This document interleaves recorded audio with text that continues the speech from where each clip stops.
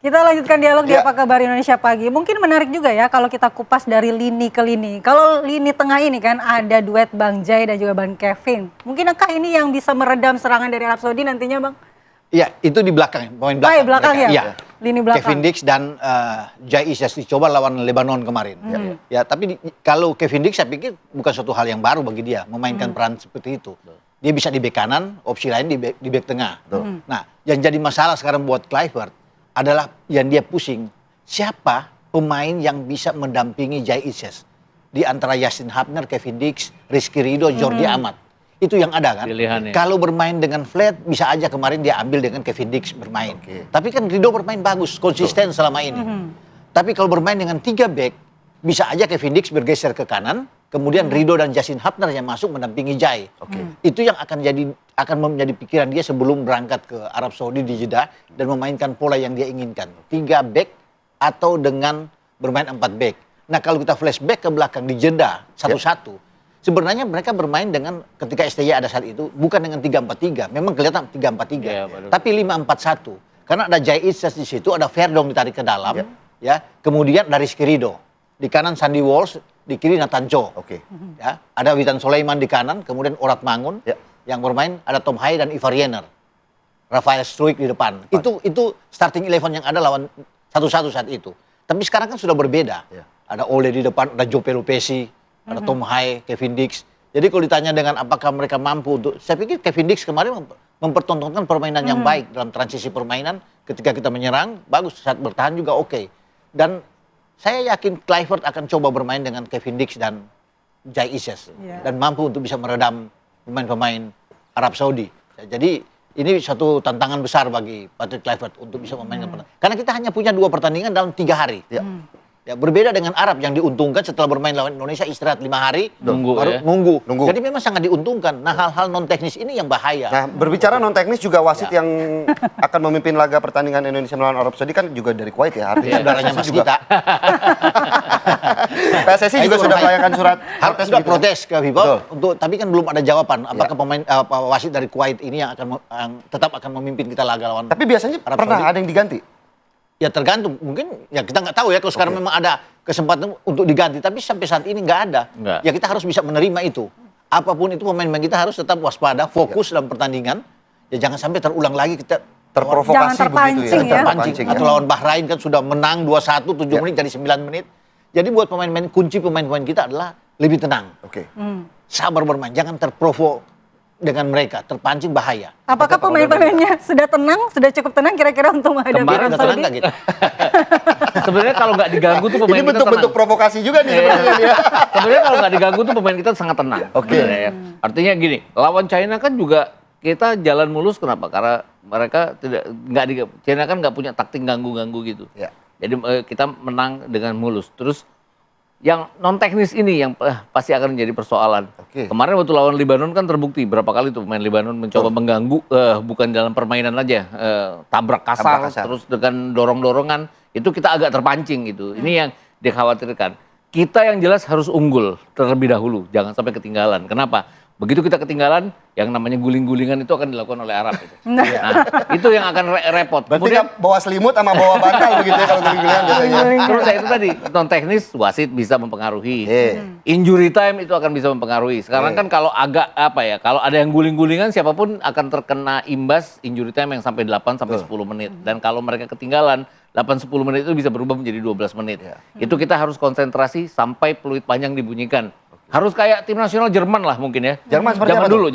Bahwa mereka Jerman kenapa? nggak apa-apa. Berhasil lah. Berhasil lagi. Jadi mereka benar-benar konsentrasi sampai menit terakhir untuk mempertahankan kemenangan. Itu yang harus kita lakukan. Jangan sampai terulang pada saat pertandingan melawan Bahrain. Kan semua menyalahkan wasit. Tapi kan secara peraturan kita nggak bisa nyalain wasit. Gol ya gol. Itu tadi yang kita nggak bisa teriak-teriak di sosial media. Ini wasitnya ini wasitnya ini. Dan kalau mengacu kepada wasit kan sekarang PSSI lagi memprotes wasit Kuwait itu. Tapi wasit Manning untuk pertandingan melawan Irak pun pernah punya masalah ya. Dia memberikan 3 penalti. Dari Cina kan wasitnya? Dari Cina kan. Dia memberikan 3 penalti untuk Qatar di final Piala Asia. Melawan Jordan sehingga Qatar kemudian menjadi juara Piala Asia ya. Kontroversi seperti itu akan terjadi yang rasa-rasanya nggak akan buat keuntungan kita. Itu yang non teknis yang harus kita pertahankan. Di samping teknis sendiri gimana secara permainan kita oke di 2/3 lapangan melawan Lebanon, tapi di 1/3 lapangannya Lebanon kan kita nggak banyak berbuat untuk bisa menciptakan shot on target, bisa menciptakan peluang jadi gol. Minim peluang ya. Wasit dari Cina ini yang akan memimpin pertandingan kita lawan Irak. Ya, Manning itu ya. Ya, Manning ini bisa saja kan Cina kan kita singkirkan Iya, di betul. putaran ketiga kan. Ya, pengaruh-pengaruh ini kan yang berbahaya buat kita untuk dirugikan. Tapi kalau tapi buat saya jangan banyak membuat pelanggaran yang tidak perlu di dalam kotak penalti, terutama melawan Arab. Kita jangan berpikir ke Irak dulu, ke Arab dulu. Ini pertandingan krusial. Kalau ada pelanggaran bukan tidak mungkin akan diuntungkan Arab Saudi dengan penalti yang akan terjadi. artinya ketowel dikit aja udah jatuh bisa jadi penalti itu ya. Itu akan ditunggu oleh wasit itu. Jadi pemain-pemain belakang kita, Jai, Kevin Dix, siapapun yang dimainkan harus bisa lebih tenang, jangan sampai ada benturan-benturan kasar dalam kotak penalti. Itu akan berbahaya. Benturan-benturan yang dinilai tidak perlu Tidak begitu perlu ya dilakukan. untuk Iya. Kalaupun gitu. ada itu di luar kotak aja. Jangan di dalam. Pasti akan ditunjuk Kalau kita penalti. kemudian berbicara di luar kotak penalti, kreativitas lini tengah Indonesia saat ini dengan pemain yang dipanggil seperti apa, Bang? Kalau bicara lini tengah kan kita oke, ada dengan Joe Pelupesi, pemain yang sangat simpel bermain, ya, Tom Hai. perebut bola. Tom Hai akan bermain juga tergantung dengan kebugaran fisik dia. Tapi ketika Boyan Hoda kemarin di Persib memainkan dia terus selama bahkan 100 menit ya oke. Ini yang ditunggu oleh Patrick Kluivert. Pergantian nama Ya. juga Kang Tom ya sekarang. Butuh dia karena biasanya kan dia kan hanya sampai 60 menit. Ya. Kemarin 65 mengejutkan menit, dia lawan Arema ya. Arema dia bermain full time. Main full time. Termasuk dengan Eliano Reinders kan. Oke. Nah, kalau bicara di tengah, saya pikir cocok pasangan tetap dengan Joe Pelupesi atau Tom Hai. Iya. Karena dia bisa mengatur permainan, mengatur bola. Karena- Temponya ya. Iya, karena tidak ada gelandang-gelandang yang sebagus dia dalam bukan apa ya, passing bagus, visi bermain bola dengan baik, cara untuk bisa melempar bola ya, untuk passing dibutuhkan seorang Tom Hai. Kalau yang lain kan tipe merebut bola, pekerja keras aja. Salah satunya Calvin Verdong. Calvin Verdong, gelandang kalau pengangkut air itu mau di kan. tengah, Joe Pelupesi, Nathan Cho termasuk, Mark Klok juga. Tapi makanya kita butuh seorang Tom Hai itu. Tapi Kemarin yang agak ini ya, agak membuat saya agak wah ini punya peluang nih kita. Oke. Dipasangnya Calvin Verdong di tengah. Ya. Calvin Verdong ini kan tadi balik yang Ropan bilang bahwa lawan Arab kan kita pakai 5-4-1 ya. 5-4-1. Dengan 3 center back, kemudian ada back kanan dan back kiri. Iya. Nah, kalaupun kita mau pakai double center back nanti, Kevin Dix dan Jay Izzes, kalau Calvin Verdong dipasang di tengah, dia mungkin mundur ke belakang pada saat kita diserang. Hal-hal kayak gini yang mungkin strategi. Yang ya itu tadi, Kluivert harus lebih terbuka bahwa nggak mentok dengan strategi yang itu-itu aja. Oke, dia bertahan dengan dia tetap dengan 4-4-2, 4-3-3, tapi pada saat bertahan dia bisa mungkin mengembalikan Calvin Verdong ke belakang, di samping juga Tom Hai dan Joe Pelupesi cepat untuk menutup. Yang itu yang diperlukan untuk pertandingan melawan Arab Saudi, terutama pertandingan melawan Arab Saudi ya, di mana yakinlah provokasinya itu akan sangat banyak, non teknis itu akan banyak dari Arab Saudi. Tapi mungkin Verdong tetap tidak akan dimainkan lagi di posisi gelandang seperti lawan Lebanon. Ya. Dia akan tetap bermain di kiri. Ya. Karena itu posisi dia paling bagus. di Visi kiri. ketika bermain di sisi kiri sebenarnya Verdong juga lebih optimal begitu ya. Iya, lebih Bang optimal, Ropan iya. Iya, iya. Kalau kita kemudian berbicara penjaga gawang, Martin Paes, Emil Audero juga kemarin Ada Nandong juga dipilih. Nendang juga begitu. Pilihannya seperti apa kalau Kalau Martin? bicara penjaga gawang, saya memilih dengan Emil Audero. Iya pasti dia. Kenapa? Martin Paes kan juga punya Martin track yang Paes bagus. tidak dong. banyak bermain melewati 6-7 pertandingan di Liga Amerika dengan kondisi dia yang tidak bugar. Ya. Itu akan sulit. Emil dari dalam top performance terbaik dia, ya bermain 2 pertandingan di FIFA Matchday dengan kita, oke, clean sheet, tidak kebobolan. Di Cremonese Kemudian di juga. Cremonese juga bagus mengalahkan Milan. Dan Cremonese lagi ada di atas, tidak mudah ya bagi seorang penjaga gawang untuk mendapat penjaga gawang utama dan akhirnya dia mampu melakukan itu dengan baik. Kalau mau lihat penampilan dia terakhir melawan Verona, itu kalau nggak ada dia tuh habis itu Cremonese. Tapi karena permainan dia yang bagus, makanya saya bilang untuk melawan Arab dia yang paling pas untuk dimainkan. Dan itu pasti. Ya, Kluivert akan memainkan di bawah misal adalah Emil Audero. Ya. jangankan Bung Ropan, saya juga milih. Nah, Kalau ini ada Karena ada langsung kepentingan pipitnya. pribadi kayaknya. kalau gitu ya. Beberapa tahun lalu kan orang bilang bahwa Emil Audero ini bakal jadi penjaga gawang Italia kan. Cadangan lah. Ya. Karena penampilannya yang luar biasa saat itu kan. Tapi terus menurun ya. Ya.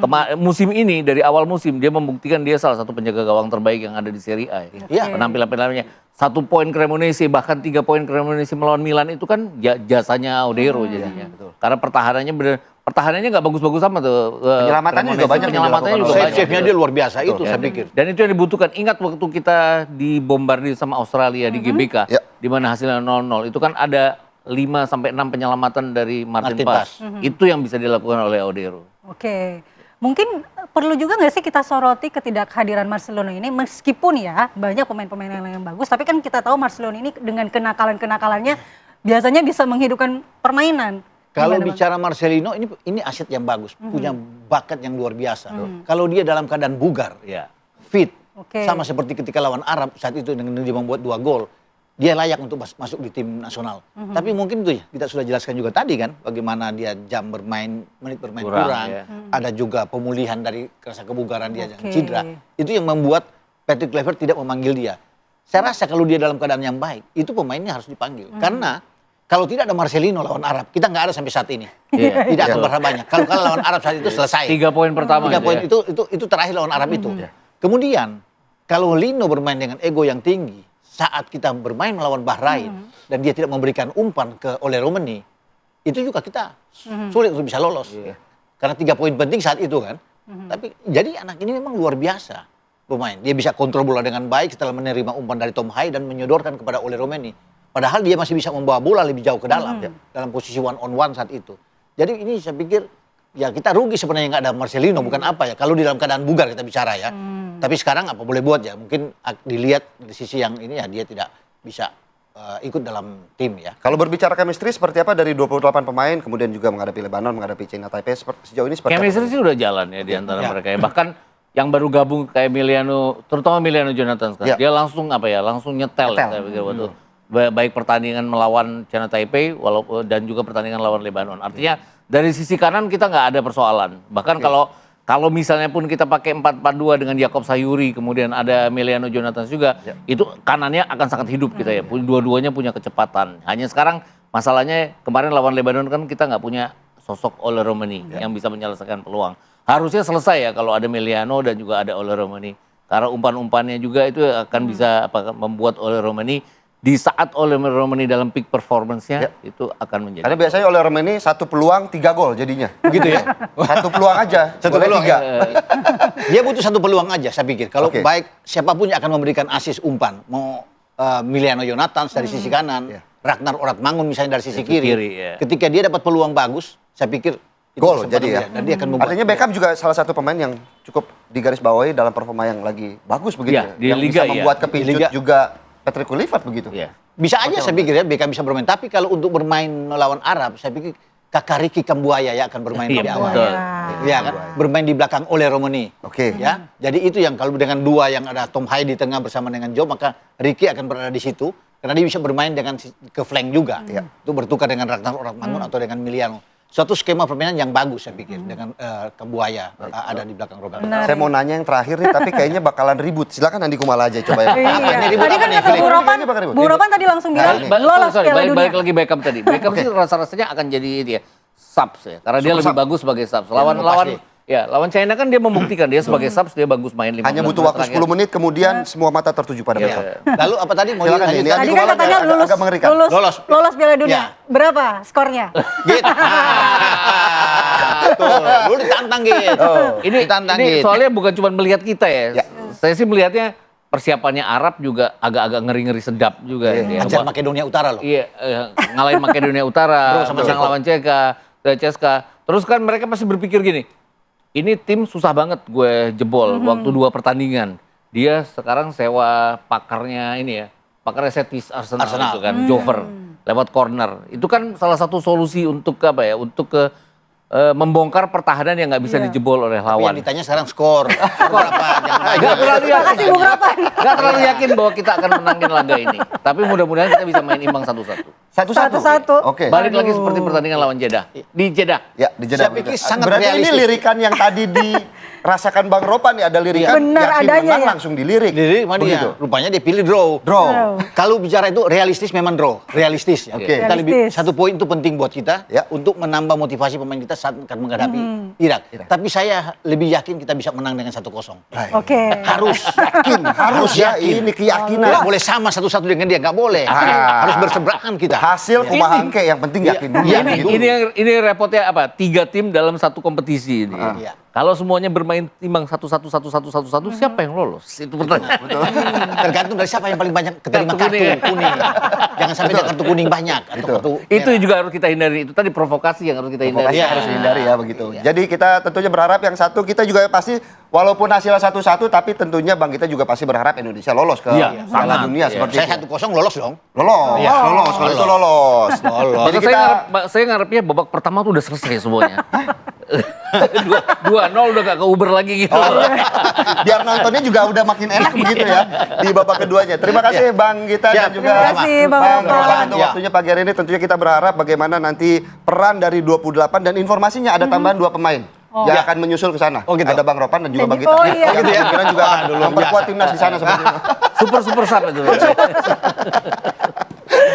Aduh, pemirsa. capek rahang saya capek, silakan nanti malah pegel saya. Baik, kita harus akhiri karena kalau tidak ini bisa lanjut terus sampai Panas habis terus nih. ini ya kan. Kita akan kembali saat lagi dengan informasi menarik lainnya. Di antaranya aksi tawuran 2 kelompok remaja kembali terjadi di Jalan Raya Urip Sumoharjo, Cikarang Utara, Kabupaten Bekasi. Saat lagi pemirsa.